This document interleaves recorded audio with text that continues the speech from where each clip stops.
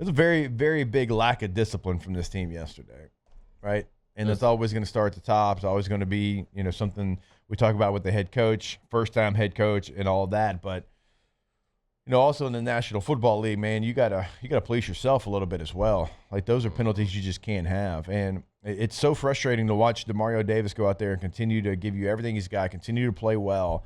And it's like, would somebody follow that man? Would somebody raise their level of play to match what he's doing right now? Yep. And you don't see it. And I feel like Rattler has that dog in him to bark a little bit at his team. He's just not yet in a position to do that. And I kind of wish he was, because I feel like he's got a little bit of that in him. Yeah. Like, at a quarterback, you got to be an a-hole every now and then. Yeah. Like, if your team needs it. Like, if it's in that kind of position. But I don't know. I mean, is who on offense could take that leadership role in that? Like, Kamara could. I just don't know if he It's not his would. personality either. It's not his personality. Like, I feel like Rattler has that in him. Mm-hmm. But he probably doesn't feel That's actually a good point. comfortable enough in his position, even though he's been named the starting quarterback. You got to have some. You got to be able to swipe the card a little bit. Like, you got to have some equity built up to be able to do that to pros. And he just doesn't have that equity built up yet. I think it's coming. Like, you can look at this game and spin it to where you could take a lot of positive things that he's doing still, but when a game looks like that, even though it's not one person's fault and it's just everything looks so bad, it's hard to spin anything. But I mean, you look at his numbers. Okay, yeah, numbers weren't bad. They were, whatever. But it doesn't matter. Again, like, this isn't giving like Spencer Rattler a free pass. But if you think this is a quarterback issue, I'd love to sit down and watch tape with you. I invite you to, actually. Like, if you come on, like, anybody, a fan, anybody doing this job, if you come on and you're like, oh, as a quarterback, tank for whoever. Tank for who? Tank for who? Unless our Lord and Savior is playing quarterback for the Saints, I don't think it really matters. That's about the only person I think that could help you right now. It does not matter who's playing quarterback. You can get the best guy on the board. It's not a quarterback issue. It's not. When your offensive line right now, and you go watch that tape, pocket? What pocket? Pocket presence. How do you have pocket presence when there's no good pocket? Yep. Miss an open receiver? What open receiver?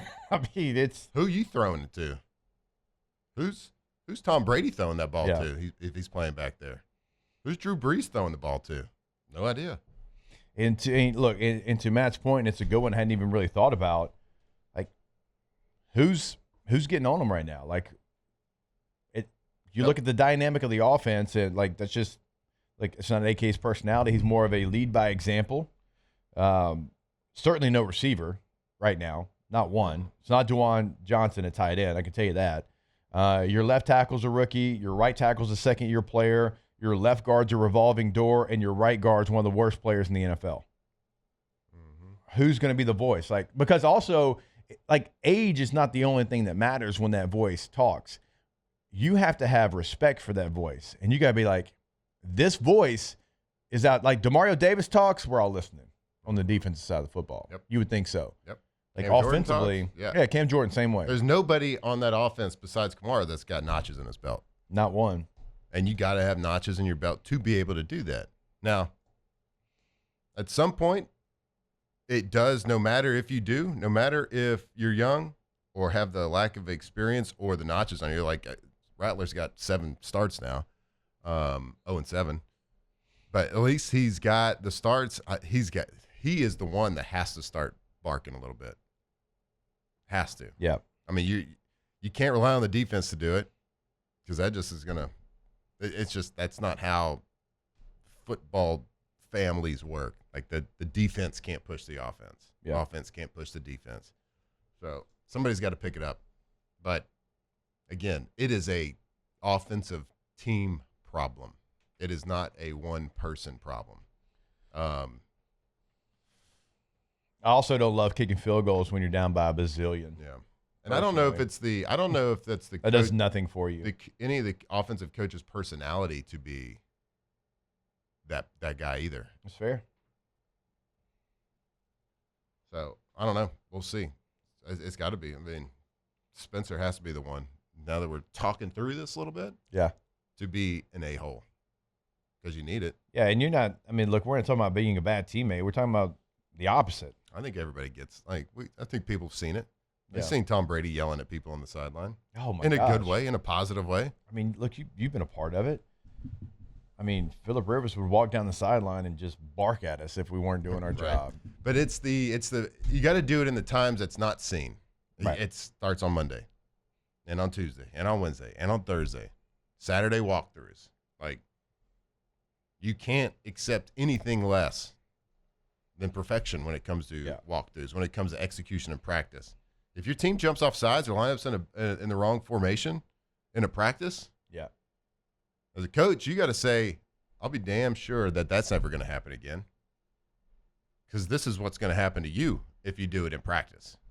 You think if it happens in practice, it's not going to happen playing in Seattle with their quote-unquote 12th man, which is loud, pumping in that fake noise?